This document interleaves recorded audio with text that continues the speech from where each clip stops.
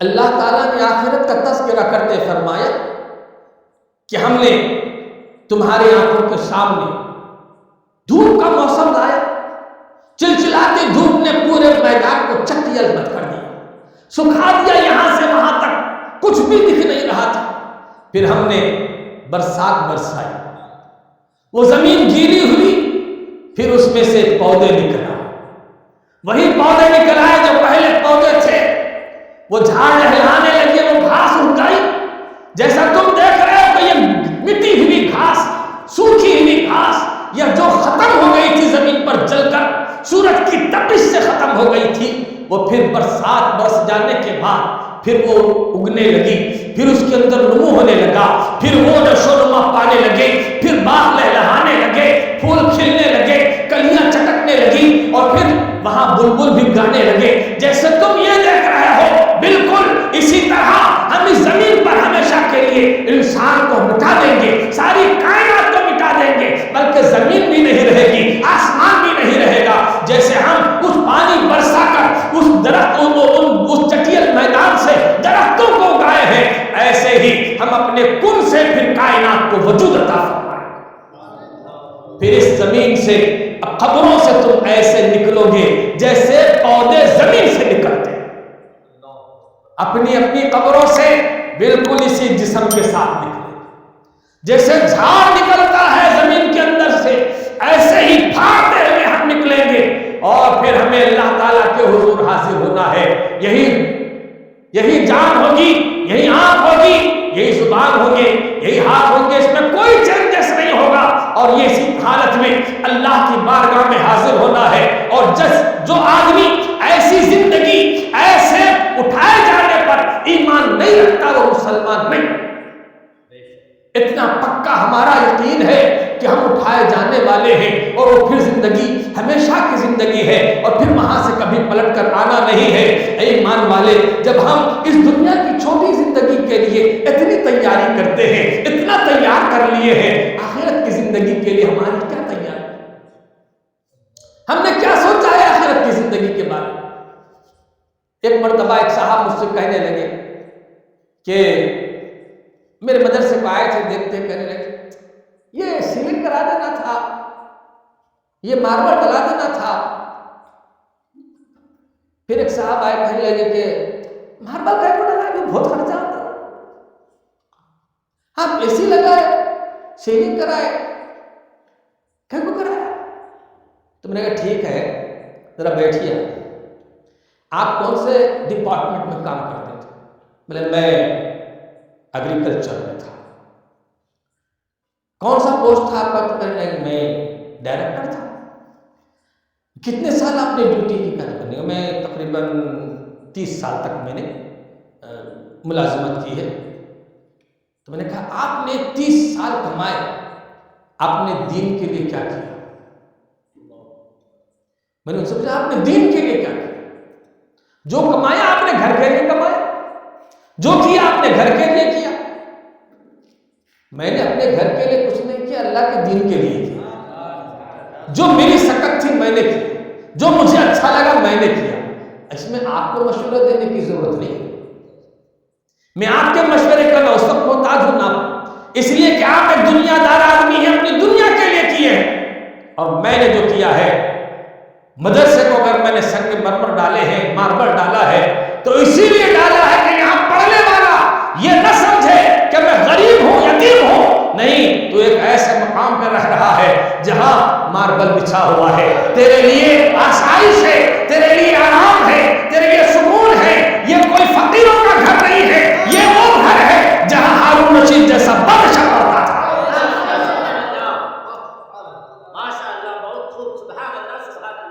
ہم لوگوں نے مدرسوں کو یتیم خانہ کہہ کر بدنام کر دیا۔ باللہ العظیم ہمارے مدرسوں میں بچے یتیم نہیں ہوتے، سب ہم بھی تھے مدرسے ہی میں، یہ حافظ اسماعیل ہے، یہ بھی میرے مدرسے میں پڑھے، اور یہ ہے حافظ اسلم صاحب، یہ بھی میرے مدرسے میں پڑھے، اللہ کرم سے ان کے والدین ابھی بہت حیات ہیں۔ یہ صاحب ہے، ان کے دونوں بھائی وہاں صدی پیٹ میں پڑھ رہے ہیں۔ ابراہیم کہاں چلے گئے؟ اچھا خاصا آدمی نکل گئے۔ ان کے والدین ہیں اور ان مدرسوں میں پڑھنے والوں کو یتیم کر رہے ہیں.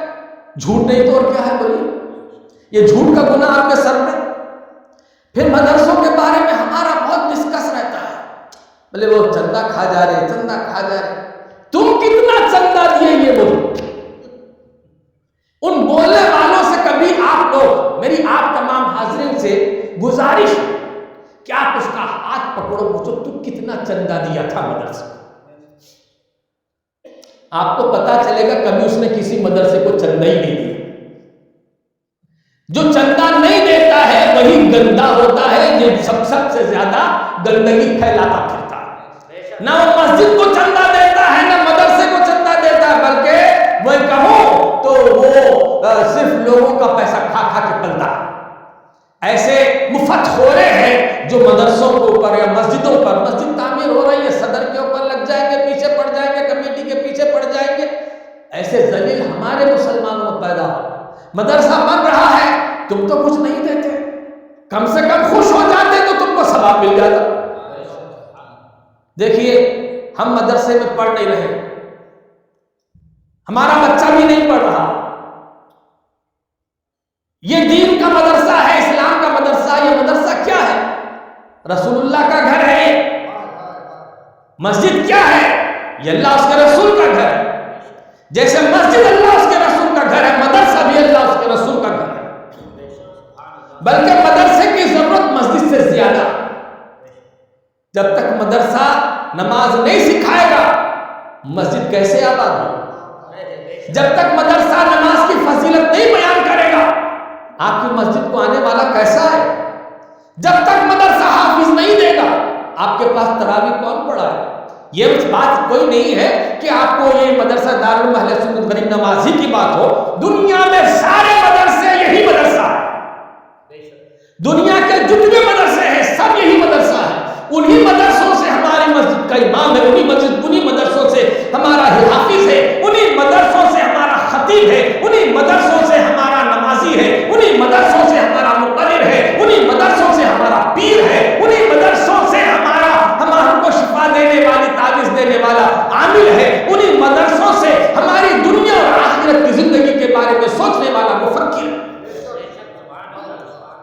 جب تک یہ مدرسے نہیں ہوں گے مسجد آباد نہیں ہوتی. مسجد کی سے زیادہ مدرسے کی ضرورت ہے.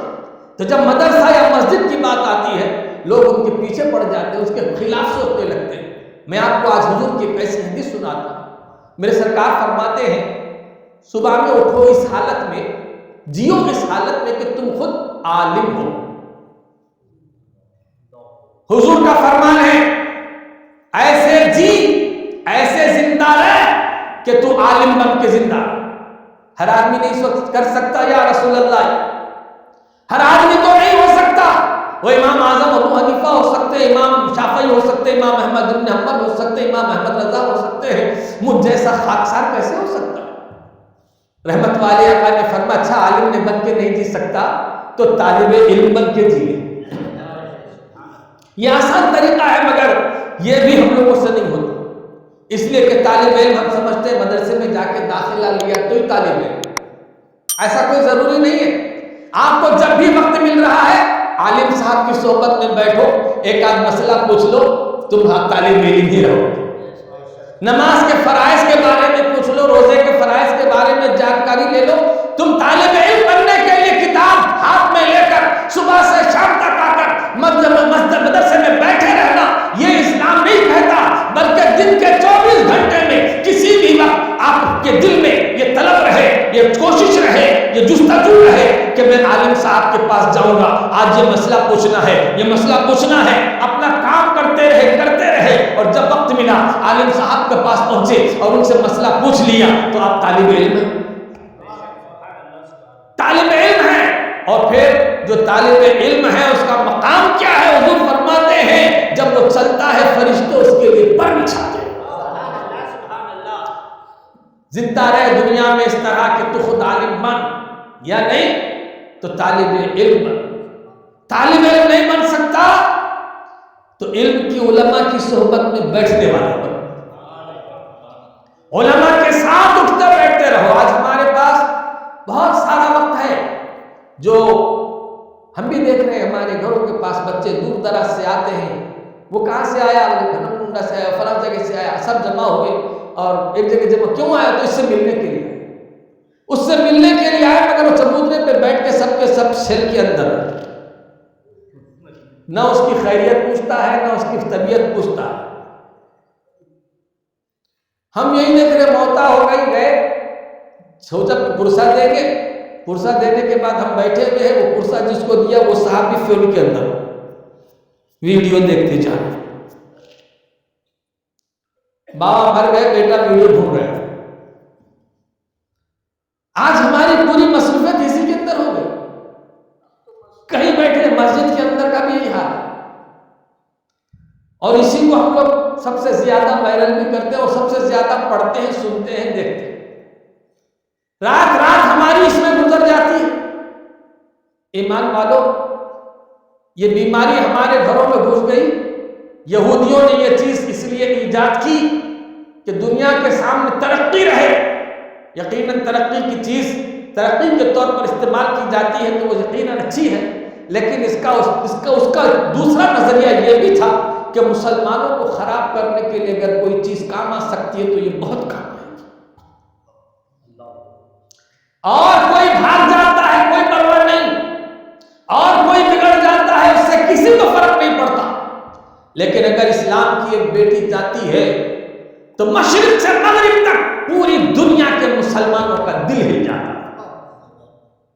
ایک لڑکا مسلمان کے گھر کا کوئی اگر غلط کام کر جاتا ہے، اس ویڈیو کی وجہ سے، اس واٹس ایپ پہ یا پھر یہ الیکٹرانک میڈیا پر کچھ ایسا کر جاتا ہے تو پوری دنیا کے مسلمانوں کا دل دکھ جاتا ہے۔ یہ مسلمانوں کو خراب کرنے کی چیز ہے، اس میں اچھی چیز ہے لیکن اچھی چیز کو کون دیکھتا ہے؟ تو یہ ہمارا آج کا وتیرہ ہو گیا، ہم اسی میں پڑے ہوئے ہیں، ہم عالم کی صحبت میں جاتے نہیں، یہی پڑے ہوئے ہیں۔ اور یہ ویڈیو کیا ہے؟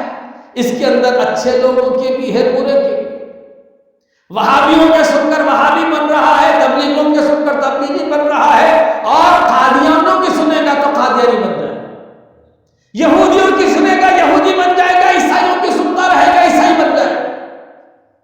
حضور نے فرمایا علماء کی صحبت میں اٹھتے بیٹھتے رہو، کل قیامت میں پہچانے جاؤ گے تو اپنے مسجد کے، اپنے علاقے کے عالم کے نام سے پہچانے جاؤ، جیسے دنیا میں باپ کے نام سے آپ پہچانے جاتے ہیں، قیامت میں تم کسی امام کے نام سے پہچانے جاؤ۔ یوم ندعو کل اناس بامامہم، ہم قیامت کے دن لوگوں کو ان کے امام کے ساتھ بلائیں گے، امام کے ساتھ بلائیں گے۔ تم کس کے ساتھ اٹھتے بیٹھتے ہو اس کے ساتھ تمہارا حشر ہوگا، اس کے ساتھ تم بلائے جاؤ گے۔ اس لیے حضور فرما رہے ہیں علماء کی صحبت میں اٹھتے بیٹھتے زندگی گزارو۔ تین ہو گئے، چوتھا فرمایا یا عالم یا علم کی خدمت کرتے ہوئے زندگی گزارو۔ عالم کی خدمت، یہ علم کی خدمت۔ عالم کی خدمت کیا ہے بھائی؟ آج کل ہم دیکھیے دنیا میں بہت سارے علم ہیں، ایک اسکوٹر بنانے والا، بائک بنانے والا، ایک میکینک ہے، ایک الیکٹریشن ہے، چھوٹے چھوٹے سے پیشے سے لے کے بڑے سے بڑے پیشے تک ہے، یہ بھی ایک علم ہے نا۔ ہاں، میرے گھر میں ٹیوب لائٹ نہیں آ رہی، میں نے کہا کیا کریں گے علی حسن صاحب، تو نہیں بنا سکتے۔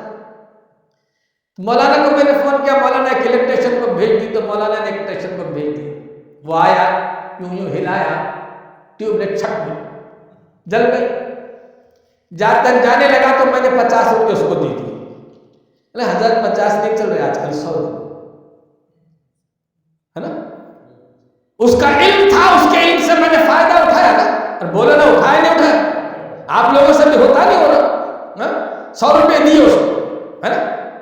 بائک چلتے چلتے رک گئی، پھر بول کے رک جائے، پھر بولتی ہے رک جاتی ہے، کیا ہو گیا؟ چھٹ چھٹ چھٹ۔ حافظ اسماعیل صاحب سے پوچھا حضرت یہ کیا؟ حضرت چھٹ چھٹ آواز آ رہی۔ بولے حضرت اس کا کاربیٹر گیا، حضرت پلگ لے آ کے صاف کرنا، تو آپ کو کھولنا نہیں آتا، چلو میکینک کے پاس گئے۔ بولے دیکھ بھائی بہت آواز ہم کر رہی نہیں، چل رہی نہیں، چلتے چلتے رک جائے، کیا تمہیں کرنا؟ اس کو فوراً لایا، رنگ پانا ڈال کے کھولا، نکایا پلگ اس کو ایسا صاف کر کے پھر لگایا، چل پڑا۔ اب میں گاڑی لے کے نکلا، حضرت جا رہے حضرت، ارے دو نا، ہاں اچھا ٹھیک ہے بھائی، کتنے پیسے؟ 100 روپے۔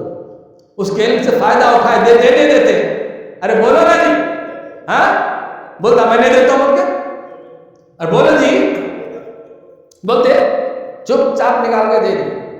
ڈاکٹر کے پاس جا کے نمبر لیتے پیسے دینا، سارے ہر علم سے فائدہ اٹھا کر آپ پیسے دے رہے نہیں دے رہے؟ ارے بولو بھائی، انجینئر کے پاس جاؤ، خالی ملنے کے پیسے دینا پڑے گا، مشورہ کرنے کے پیسے دینا پڑے گا، اتنے پلاٹ ہے پلاٹ کا نقشہ بنانے کے پیسے دینا پڑے گا، اس کے پلر کا پلان لینے کے لیے الگ دینا پڑے گا، گھر کا پلان الگ دے گا، پلر کا پلان الگ دے گا، پھر سینٹرنگ کا پلان الگ دے گا، پھر اس کے بعد ایلیویشن کا پلان الگ دے گا، ہر ایک کے 10 5 ٹکڑے کر کے لیتا نہیں لیتا؟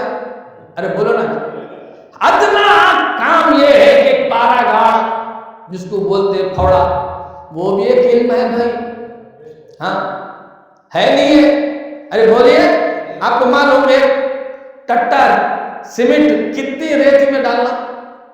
نہیں معلوم؟ اس کو معلوم کتنے تٹے ریتی ڈالنا، کتنے تٹے کنکر ڈالنا ہے، کتنا سیمنٹ ڈالنا ہے، کیسا ملانا، کیسا اٹھانا، اس کو چاہتا۔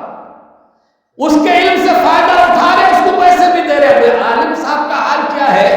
مسجد کے امام صاحب ابا مر گئے، قبرستان کو لے گئے، 1 گھنٹہ کھڑا کر دی، ٹھہرو حضرت ہمارے دادا آ رہے تھے، کہاں سے؟ حیدرآباد سے آ رہے، کہاں ہے؟ کھمم تک آ گئے، آ رہے 10 آ رہے، 5 منٹ میں آ رہے، 5 منٹ میں آ رہے،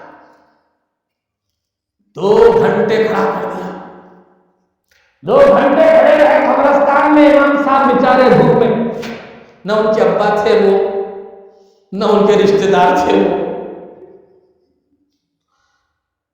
نہ ان کے مریض تھے وہ، تمہاری محبت میں ٹھہرے، تم ٹھہرا کیے، اب جب باپ مرنے کے بعد دفن کر دیے، حضرت شکریہ حضرت،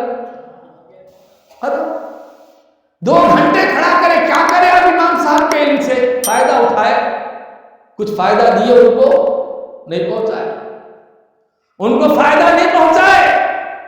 امام کی خدمت کرو، اس لیے کہ تمہاری یہ خدمت، یہ جو پیسہ تم دیں گے، جو نذرانہ تم دیں گے، قیامت کے دن اسی نذرانے کے تحفے بخشے جاؤ گے۔ ہماری قوم امام کی تنخواہ کے لیے 7,000 کیا کرتے؟ خالی پاک نماز پڑھانے کے 7,000 روپے کہہ گا جی وہ 10,000 روپے، 15,000 روپے، ٹھیک ہے تو صدر صاحب کل سے آپ پڑھاؤ،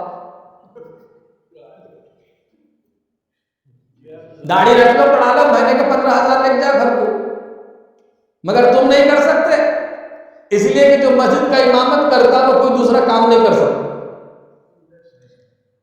اگر کچھ بھی کام کرے گا تو وہ پہنچ جاتے ہیں، ان کا امام صاحب وہ کیسے کام کرتے ہیں، ہاں پھر ایک بات یہ ہے کہ اس کو وقت ٹائم وہاں کا نہیں، مسجد کا ٹائم مینٹین کرنا، اسے گراک ہے گراک چھوڑ کے آنا۔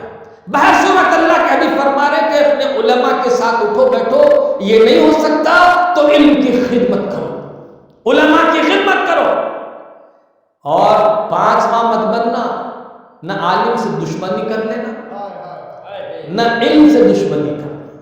مدرسوں سے اگر دشمنی کریں گے تو دنیا کے سب سے بڑے بدبخت کہلائے، بدنصیب ہوں گے، قیامت کے دن اللہ تعالیٰ ذلیل و رسوا فرمائے۔ دوستو، اللہ والوں سے محبت، اللہ کا ذکر کرنا، اللہ کے لیے جینا، یہ ہم مسلمانوں کو اللہ تعالیٰ نے حکم فرمایا، اور اسی کے لیے یہاں آئے ہیں۔ اس تھوڑی سی زندگی میں یہ سب کما کے آپ کو جانا ہے، اور اگر یہ جمع کر کے وہاں رکھیں گے تو وہاں کی زندگی چین سے گزرے گی، اور یہ یہاں جمع کرنے کے لیے آئے ہیں۔ اللہ تعالیٰ نے تھوڑی زندگی میں مشکلیں دی، مشکلات دیا ہے، پریشانیاں دیا ہے، محنتیں دی ہیں، فرائض رکھے ہیں، واجبات رکھے ہیں، ہم پر اللہ تعالیٰ نے اپنے ذکر کو رکھا ہے، بہت ساری ذمہ داریاں ہمارے سر پہ رکھی ہیں، ماں باپ کی خدمت ہے، بچوں کی خدمت ہے، استاد کی خدمت ہے، معاشرے کی خدمت ہے، لوگوں کے ساتھ اچھا بہاو کرنے کا ہمارے لیے حکم ہے، سب کے چھوٹے بڑوں کے ساتھ ان کے درجات کا لحاظ رکھنا ہے۔ یہ سب اگر کوئی مسلمان